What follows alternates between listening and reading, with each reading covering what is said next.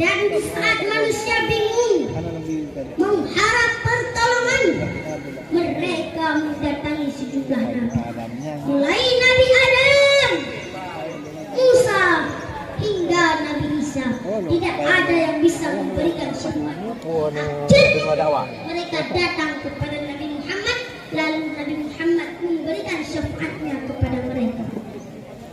Hadirin kaum muslimin rahimakumullah, begitu cintanya Rasulullah kepada umatnya, dan beliau tidak mengkhawatirkan keluarganya melainkan umatnya. Janganlah kita pertanyakan seberapa cintanya Rasulullah kepada kita. Yang menjadi pertanyaan, bagaimana cinta kita kepada Rasulullah sallallahu alaihi wasallam.